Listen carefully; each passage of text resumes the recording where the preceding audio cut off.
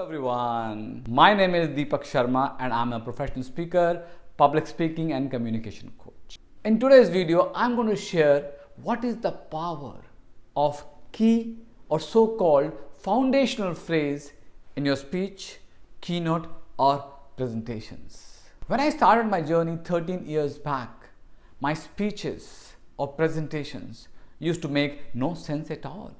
Getting a message from it was the last thing. During my journey, I've learned from amazing mentors what is the power of your foundational phrase in your speeches, presentations and keynotes. When I look back, I laugh on myself. How I used to prepare for my speeches and talk. It's funny. In my journey of public speaking, I have learned, tell a story, make a point. But the question is, what is the premise of that story? Where that story is going to emerge and how that story is going to take shape. The foundational phrase is the premise of that story, that presentation, that training or that keynote you are going to deliver anytime. Everything should revolve around that foundational phrase. Rather, when you finish your presentation, your foundational phrase should become the message of the presentation. So let's understand what is a foundational phrase. This is a phrase that pays. Now you must be wondering how a phrase can pay. Yes, it can. Yes, a phrase has a huge power to pay you not one time but again and again and for life.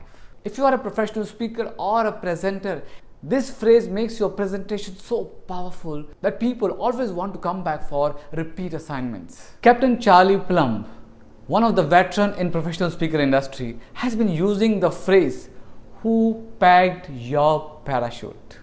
for last more than 20 years and getting paid on it again and again. Have a look. How do you face those challenges of life? Well, I believe you have to pack parachutes. Let me explain that. I sat down in a restaurant not so long ago in Kansas City, where I used to live. About 2 tables over, a guy kept looking at me. I didn't recognize this gent. He stood up. This fellow walked over to my table and he pointed at me and he said, "You're Captain Plumb." I looked up and I said, "Yes, sir, I'm Captain Plumb." "You're that guy. You flew jet fighters in Vietnam. You're a fighter pilot. Part of that Top Gun outfit. You were shot down off the aircraft carrier Kitty Hawk. You parachuted into enemy hands. You spent 6 years as a prisoner of war." Somewhat dumbfounded, I looked up at this guy and I said, "How in the world did you know all that?" He finally broke into a smile as he said, "Because I packed your parachute." Tell you this, for this guy that runs around the country making speeches, suddenly I was speechless.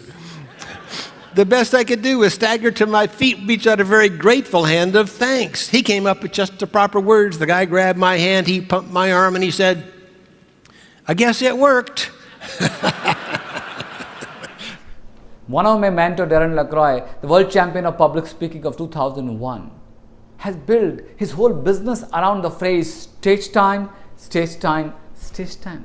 Rather, he built a stage time university around that phrase and running an excellent career. Last year when I attended my first National Speakers Association meeting, I met the then president of National Speakers Association, Dan Thurman, who has a flourishing business in the speaking career, has built his whole business, wrote a book around one phrase, "Off balance for purpose."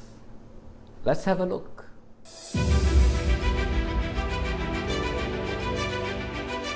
Life balance, it's a concept that is intriguing, it's desirable. It's also completely unrealistic.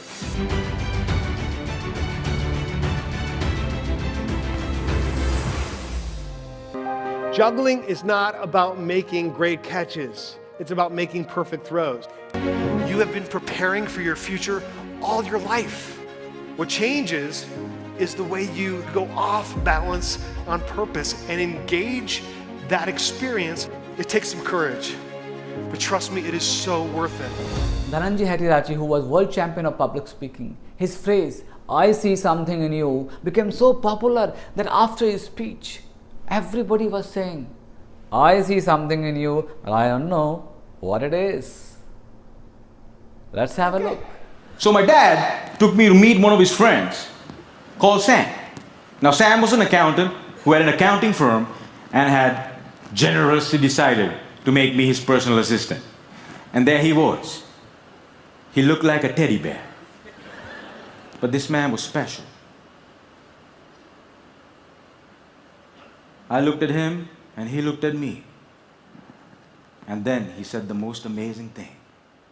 He said, son, I see something in you, but I don't know what it is. There are tons of examples in professional and speaking world where people are getting paid only because of one phrase. So what's your phrase that pays? Find it out. This is a phrase on which we build our own presentation. Call it a speech, keynote, breakout session, presentation, training, whatever. Whenever you speak in front of people, you should always think of going with your foundational phrase. It becomes a takeaway line for audience from your training or from your presentation. One of the very regular phrases that I use into my communication training is, it's not what you say, but how you say. One of the key phrases that I used in my leadership training is lead self to serve others. And some of my speeches have phrases like, I'm a work in progress. Why didn't I? Grabbed it, kissed it, and created mess out of it. And phrase of my district winning speech, it's not hurting enough, became so popular that I still get messages from people when they hear my speech and tell me that that particular phrase helped them to come out of their comfort zone. If you want to watch that speech, the link is there in the description.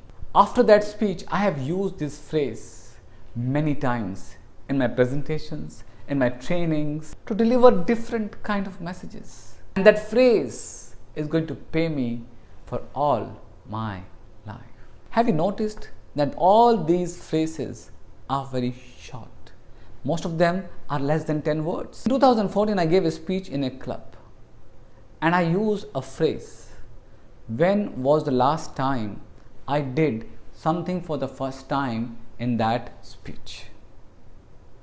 In 2018, I got a message from one of the attendees and it says, hi Deepak, how are you? I have been thinking about you. You gave a speech sometime when I was active in Toastmasters. One of the things you talked about was, when was the last time I did something for the first time? I kept going back to this each time I thought of a way to spend my time since then. I'm concluding an international solo trip for the first time ever and I'm thinking about this. I want to thank you for such a simple but powerful idea. Tell me, why will I not be happy for making impact in somebody's life after so many years of giving a speech? As per Craig Valentine, one of my other mentor, it's a barometer of your story. Have you ever wondered, what should I teach in the story or what should I leave out? Well, the answer is easy. If the content supports the phrase, keep it in. If it doesn't, throw it out. It's the phrase that determines what stays. Because it's a phrase that pays.